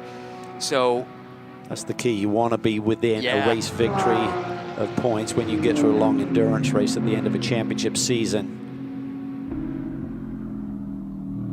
To what you were talking about earlier, Calvin, you could see how much ground was lost on that last lap with the pass that Veach put on him in the kink. Yeah, right now, last time across the strike was about 25 seconds. We're probably looking at about 11 laps to go, so about 2.5 second delta is all he can afford to lose. And you could see 2.9, that last one was a disaster, 5.8 when he struggled heading into the kink there with the car making the move on him. Foley did have some traffic on this lap, working his way past Metney. You might have seen the graphic on the screen earlier. Metney does have a post-race penalty coming for a pit stop infringement, but next closest car in the AM class is nowhere to be seen, so that should not cause them too much consternation. Gap now 28 seconds. Burton did a 2:10.6, Foley a 2:07.1. Gap continues to come down metronomically as Foley continues to push. Speaking of the other car in the AM class, this is Oz Negri. Great to have him here. Long-time driver in North American sports car racing, prototypes, GTs. He's been doing a lot for AF Corsa over the last few seasons, in large part because he has aged into being an amateur driver by FIA driver grading. He's now 60, and there are a couple of different age thresholds that when you hit it, you automatically get downgraded. And despite his amazing pedigree, Oz Negri is a bronze. He is 60 years old now, so much experience, big winner at the Rolex 24 over the years, and been to Le Mans a couple of times, ran with Mike Schenk for many, many years, kind of the backbone of that team in terms of the driver lineup. And but he's really excited to have this opportunity. They intend to do the rest of the season. They're going to have Tony Vielander on board for the Indy 8 Hours. It'll be great to see an old champ back on North American soil again. So that's an exciting announcement. Haven't seen Tony for a long time. Not sure he's done much racing in the last few years, but such pedigree, winning championships in the World Endurance Championship, FIA GT, and of course so much success in Pirelli World Challenge, the forerunner to Fanatec GT as well over the years. I associate him so much with the R Ferry team from up north of the border in Canada. Yeah, and you see the Oz's times. He just ran a 206.4, which compares pretty favorably with our leader at a best lap of a 206.2. So there's still a lot of speed in that bronze-rated driver. Incredible, right? Yeah. And, you know, you think about some of the drivers that are in GT America that are bronze for the same reason. A Johnny O'Connell, for instance. I mean, what an all-star lineup that would be. Yes. Our Richard Hay points out if you were to pair Oz and Johnny O. Jay Schreibman, who he's driving, very excited to have I Am branded on this car, giving them support for this entry back into SRO competition. As we said earlier, Oz just absolutely loved this new Ferrari 296. He said it's just a rocket ship, the way it handles. And these new generation of GT3 machinery, they're like a little mini prototype. Such cool technology. I've not heard one bad word said about the 296. Everyone you've talked to, whether it's a driver or a fan, they love the look of it, they love the sound of it. It is a great piece of machinery. New machinery for this team, Flying Lizard Motorsports, Elias Sabo and Andy Lee, who, when he hops out of this car, he's got Pirelli GT4 America duty still to go later on today, subbing for Rodrigo Baptista, driving a Flying Lizard Nissan in that series. But this is the first time we've seen them in the BMW. Yeah, they made the move, just really feel they couldn't get the performance out of their previous platform they were campaigning, and made a mid-season change, which is not easy to do. This is the car that was campaigned by Chandler Hull and Bill Auberlin last year for Bimmer World. Had to grab the car, spoke to Darren Law, the team manager there, and said it was a lot of work, but we're really excited. Both drivers absolutely love the car. The feedback that it's given them, you can see in the lap times that Andy's already laid down here today. 206.2 is equal pace to Tommy Milner, who's leading this race right now, so the potential is there. But they're just going to build that notebook very, very quickly. I think the commitment is there long-term with BMW. Great support from BMW in terms of giving them all the support they needed to get this car on track this weekend. Could have a battle brewing before it's all said and done. A little further down the order, but it's important from a championship perspective. This is Neil Verhagen we're on board with. In the championship leading Pro-Am car, and he has been making some inroads on Tom Sargent, 9th and 10th overall. But Sargent's been flying. His best lap is only a tick off the fastest lap of the race, just 200s off the best lap. It's still down to Elliott Skier, the diffuser-less Elliott Skier. He still holds the fastest lap of the race. Let's remember. Verhagen continues his pursuit.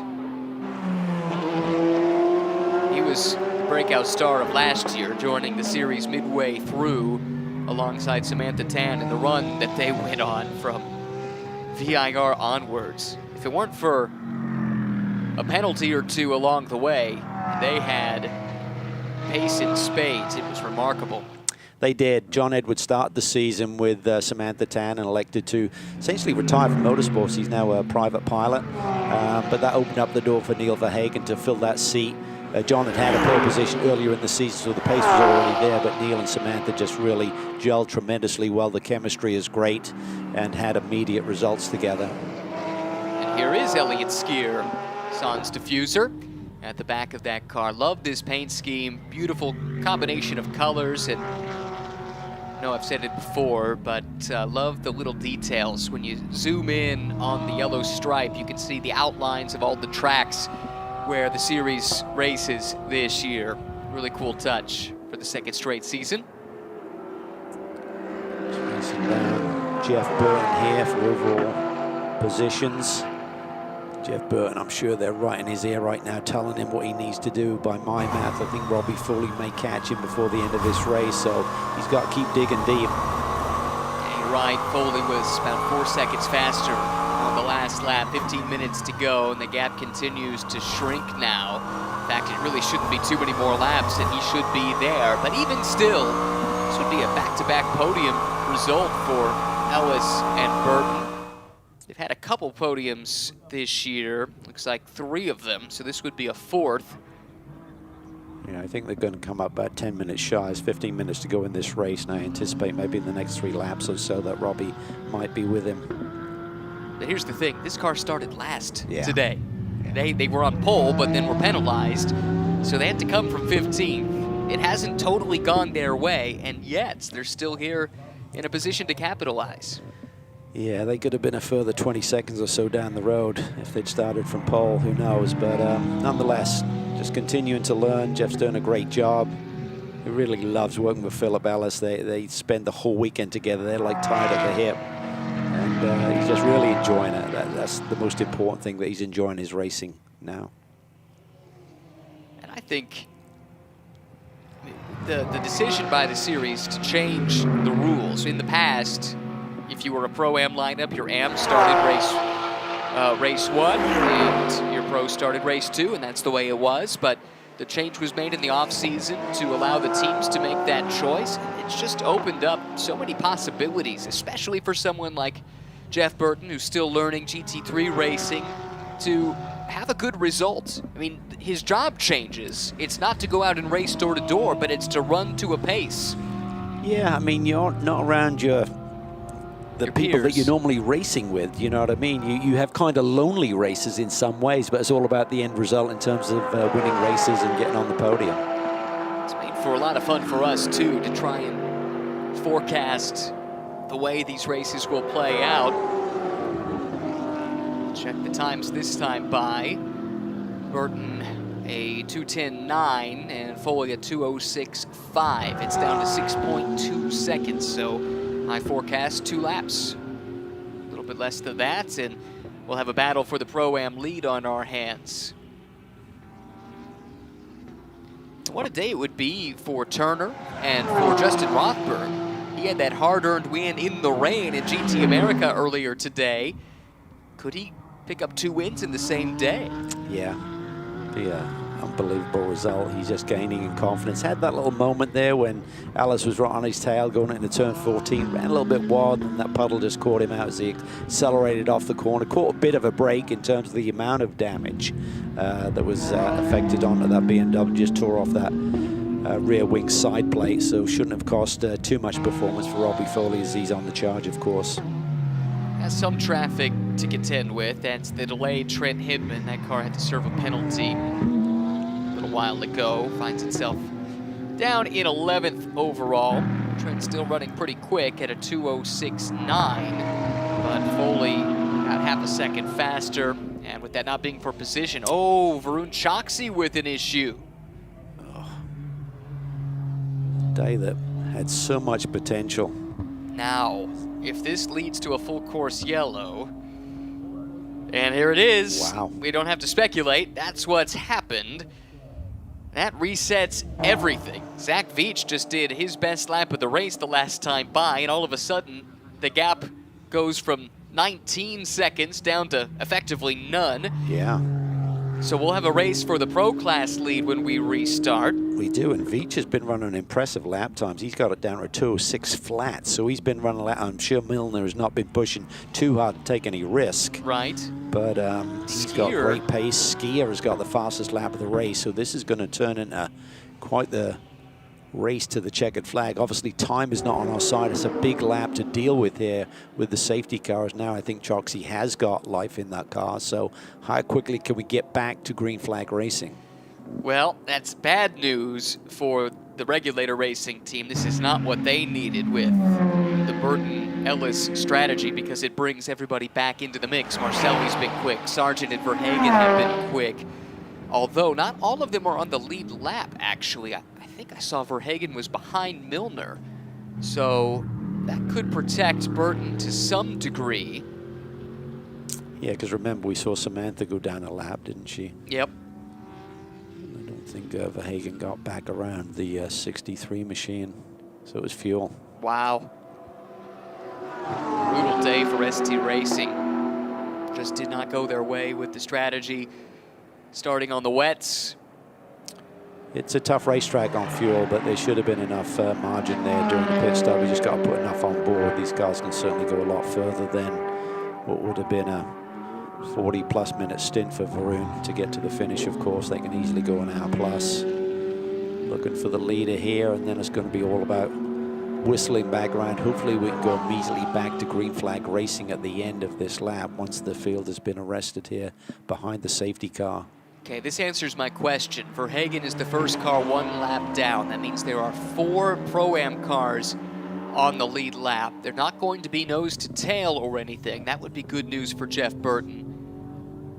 But the jeopardy is there. Yeah, they're all going to be tied together though, right? So he's definitely going to be under threat for staying on that podium, because Foley should be able to get to the front pretty quickly. Then it's all about Marcelli and Sargent if they can catch Burton. We were wondering if we would have a battle for the Pro Class lead, but there is the Verhagen car that could run interference there.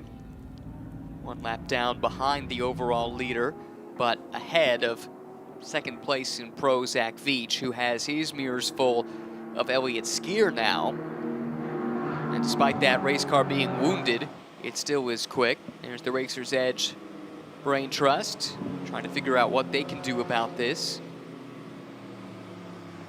I'm not sure if the series could give Verhagen the wave around here or not, because he is trapped between the safety car, because it's all about the class position.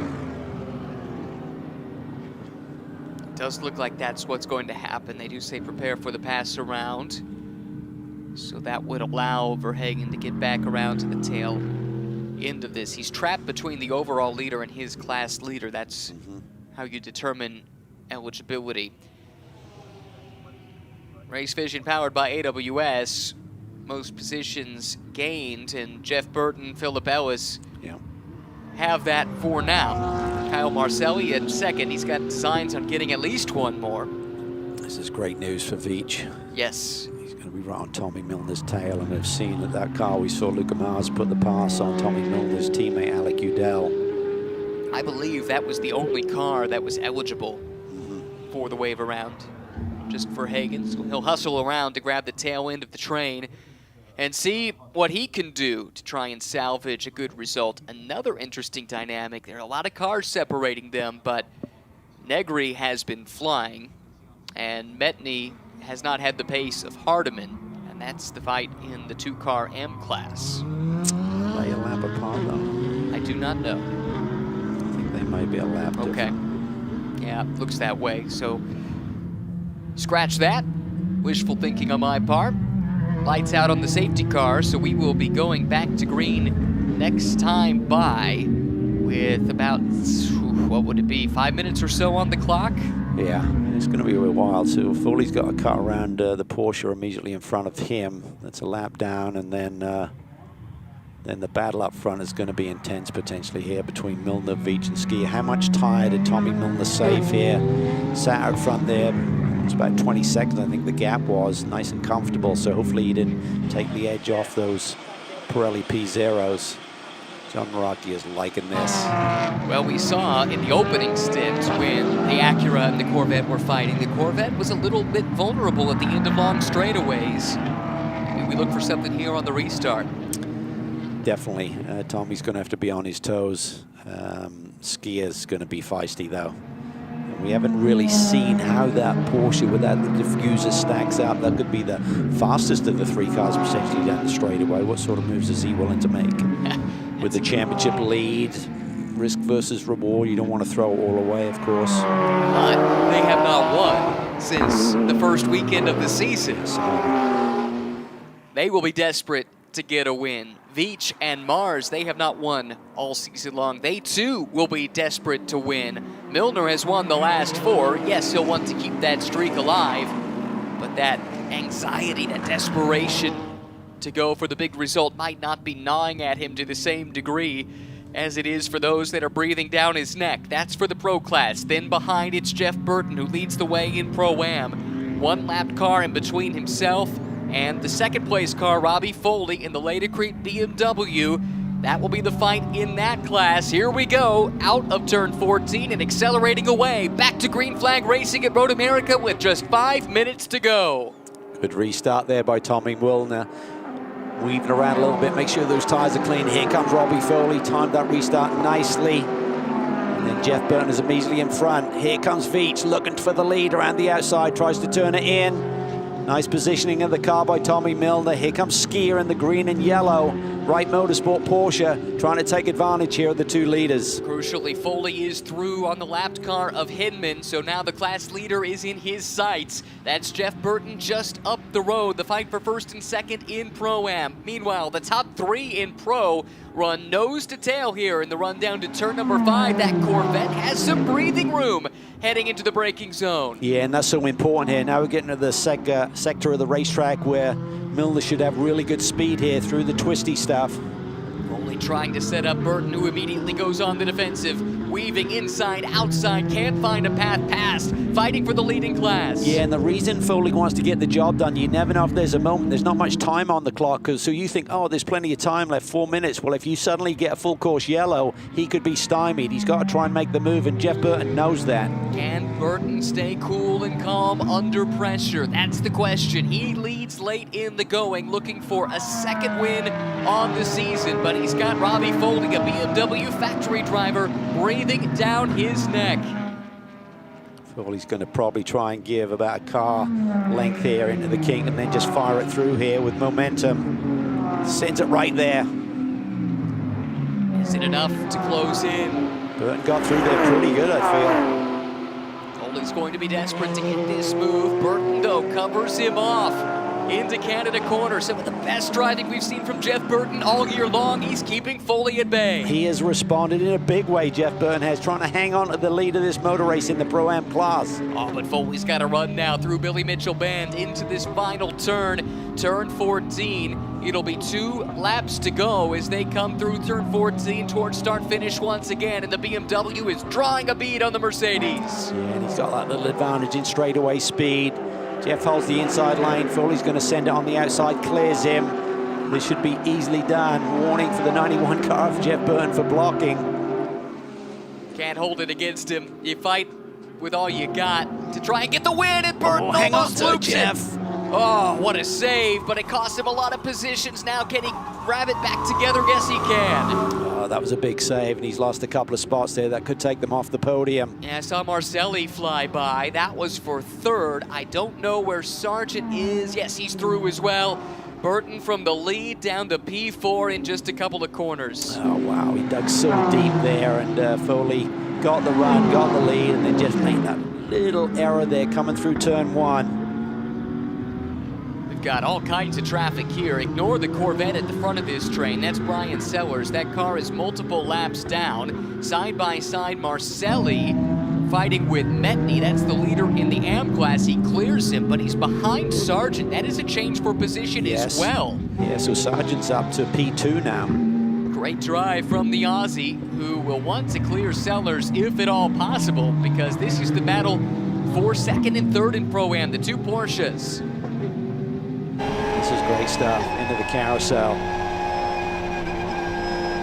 See how the road falls away through here. This is a great visual. That was from On Board with Tom Sargent and the e-Boost Super Fuel sponsored Porsche. Trent Hinman letting the leaders come through. He's got nothing to fight for against this bunch. The car penalized for a speeding violation earlier has cost them a shot at a good result. Marcelli, though, has closed in. He wants that second spot back in a bad way. Yeah, he's pushing hard here. Trying to get that P2 in class position. Porsche versus Porsche. Sargent has so much more experience with this car right now than Marcelli does, but Marcelli knows the racetrack probably better than Tom Sargent does as well, so probably even Stevens in terms of who's got the potential. Hinman to the pit lane as the white flag waves here at Road America. Milner's lead over Veach is 1 second, and in 7/10 back to Skier. Foley now shows the way in Pro-Am ahead of this battle for second and third in class, with Sargent locking down that position over the debuting Montreal Motorsports Group team. Still be a great result for them to be standing on the podium here on debut. Up front, Milner has controlled this restart beautifully and has got the gap to take the pressure off. He can run his lines, run his lap time. This race, in the Pro class at least, hinged in the pits. We always talk about it. These pit stops are crucial to success in Fanatec GT World Challenge America. A little hang-up for the Racer's Edge team with the seat insert for Zach Veach. Cost them precious time in the pits. It cost them the race lead, and it may just cost them a potential win. Nevertheless, they're in line for their best result of the season if Veach can hang on and keep Elliott Skier behind him. Yeah, and this is really important as well for Tommy Milner that Veach does that, because that'll be a 10-point swing. There's still 52 points back coming in this weekend, but if they continue to do this and they grab 10 points every race, it's going to be awfully tight by the end of the season. Going for 5 wins on the bounce. DXDT Racing and Corvette showing the way out in front in Fanatec GT since they entered the championship at Circuit of the Americas. Corvette factory driver Tommy Milner, who did the development work on this C8, he's at the controls, and he has just a couple of corners to go to pick up that 5th straight win. Through Billy Mitchell Bend, just 1 corner left for the native of the Old Dominion, Virginia. Out of turn 14. Veach with a little moment there. Will that open the door for Skier? We shall soon see. But at the front, it's all about DXDT Racing. Tommy Milner and Alec Udell have won 5 straight, picking up race 1 of the weekend at Road America. Robbie Foley and Justin Rothberg come across the line to pick up the win for Turner in the Pro-Am class, and we await Alan Metney. He and Will Hardiman look set to score the AM class victory today in race number 1. Great performances by all 3 class winners here today. Superb stuff. Wow. And the rain held off. Yeah, You think about it. Some of these teams started on wets. These weather apps have been so off this whole weekend. You've had afternoons where there shouldn't be any rain. There's just a deluge, and other times it forecasts major rain and it stays dry. Burton does recover to bring it home in 4th, ahead of Neil Verhagen, who I'm not sure ever totally got caught back up. They got the wave around, but I'm not sure he caught the back of the train. He was coming quickly, but ends up some 30 seconds behind 5th place. First finish off the podium yeah, for Verhagen and Samantha Tan. And yet they still control this championship. Yeah, and I think it could be a lot tighter. There's just that moment of VIR where Robbie Foley and Verhagen came together, and Foley's car not finishing, being destroyed there. Otherwise, this championship could be tightening up right now. Well, well, well. DXDT Racing going from strength to strength. That's 5 straight in the Pro class, 4 of the last 5 overall as well for Tommy Milner and Alec Udell, whom Milner called in our qualifying coverage the X factor of this team. And his high praise. Certainly Udell had a strong opening stint from pole position. Did drop back to 2nd, but great execution in the pit stops and a great final stint, including that restart from Milner, to hang on for the win by 7/10 of a second over a very hungry duo, Luca Mars and Zach Veach. They know they've got a chance to go for the glory tomorrow in race 2. Adam Adelson and Elliott Skier back on the podium once again in the third spot. Foley and Rothberg, great day for Justin, winning in GT America as well as Fanatec GT here today. Washington and Sargent for GMG Racing, and then LaBerge and Marcelli for MMG. First time racing in this series, and they end up on the top step. And in the two-car AM class, Hardiman and Metney. Hardiman was one of the stars of the opening stint. He was running inside the top 5 overall. Metney did what he needed to do in his stint, and they come home 7th overall, but also with the win in AM over Negri and Schreibman. But I'm curious to see what Negri does tomorrow when he gets to start up against some of these big-name pros.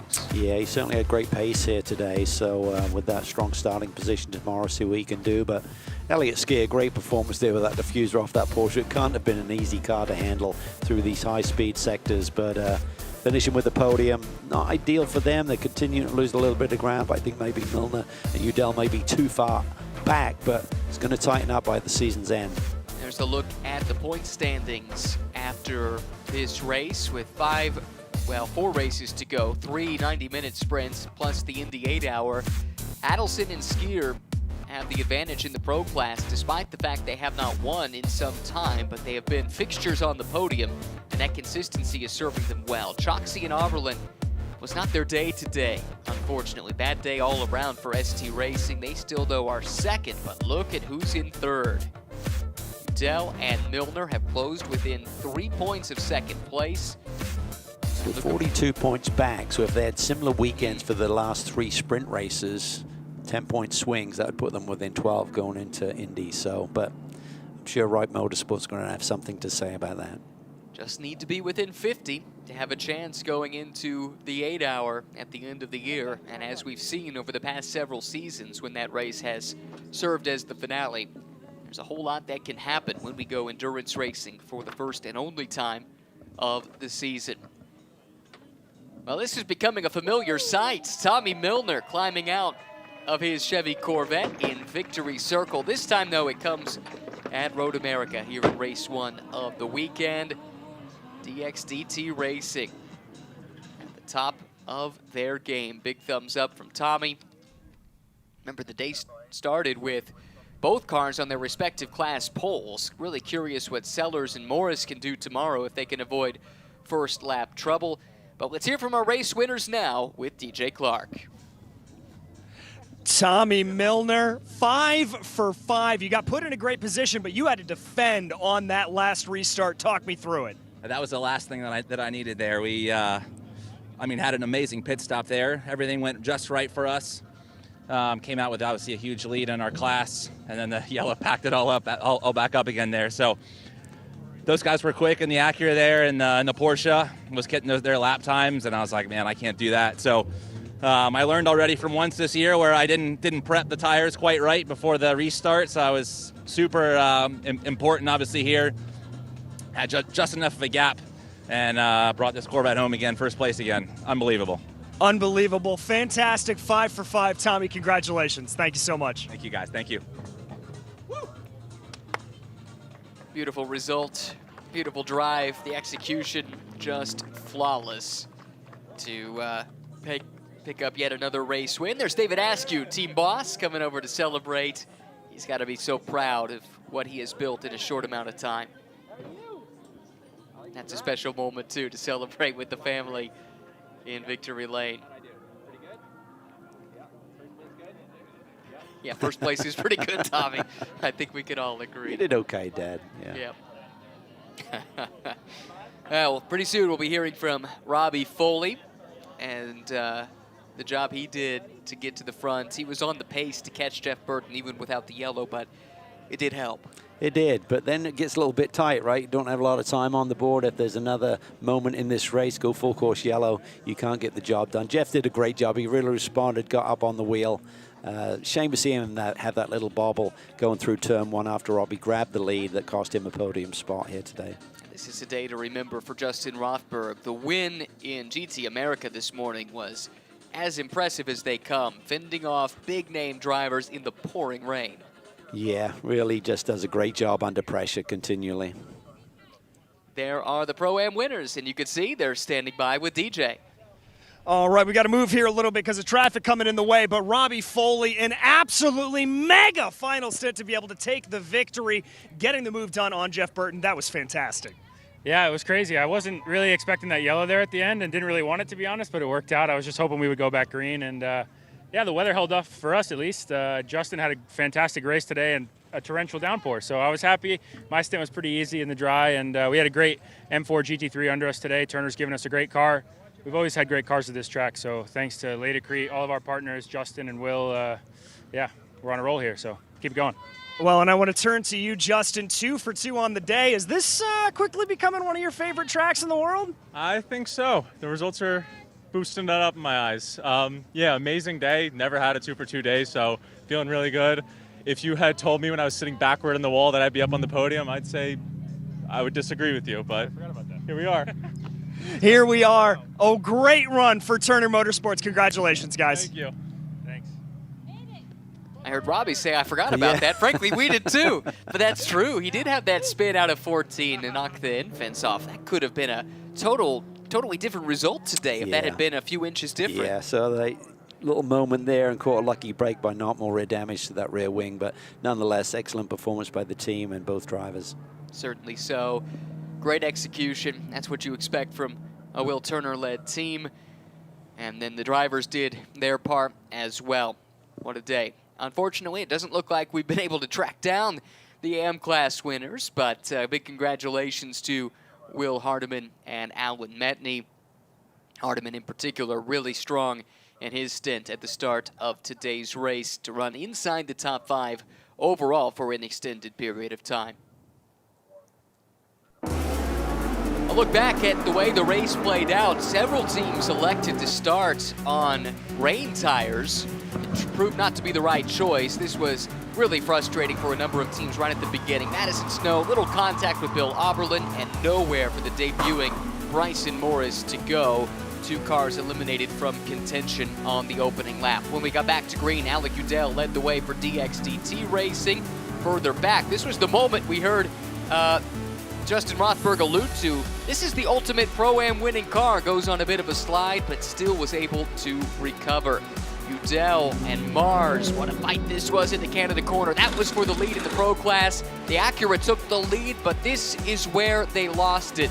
Slow pit stop, problems with the driver exchange, seatbelt caught underneath the seat insert. That put them on the back foot. Zach Veach trying to make up for lost time. Change in the overall lead here as Tommy Milner went around Jeff Burton after the restart. This was Robbie Foley taking the Pro-Am lead around Jeff Burton, and that was enough to take Turner Motorsports to the top step. Burton lost a chance at a podium with this slide here, but he did keep the Mercedes out of the wall. At the end of the day, though, it's 5 in a row for DXDT Racing's Alec Udell and Tommy Milner. The win in the Pro-Am class goes to Turner Motorsports, and SS Racing takes top honors in the AM class in Road America.